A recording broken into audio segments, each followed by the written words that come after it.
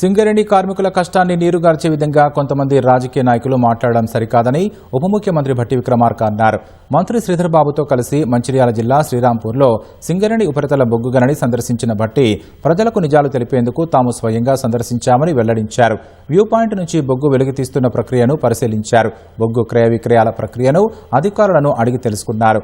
బొగ్గు అమ్మకాలలో కిలో బొగ్గును కూడా పక్కదారి పట్టే ప్రసక్తి లేదని, అంతా పారదర్శకంగానే జరుగుతోందని సింగరేణి అధికారులు వివరించారు. కార్మికుల కష్టాన్ని కూడా కొంతమంది రాజకీయంగా వాడుకుంటున్నారని ఈ సందర్భంగా మంత్రి విమర్శించారు. సంబంధించి దాదాపు 28 సంవత్సరాలు మైన్ పనిచేసుకోవడానికి అవకాశం ఉన్నటువంటి మైన్ ఇది. దీంట్లో గ్రేడ్ 8, గ్రేడ్ 10, గ్రేడ్ 11 కోళ్లు అందుబాటులోకి వస్తా ఉంది.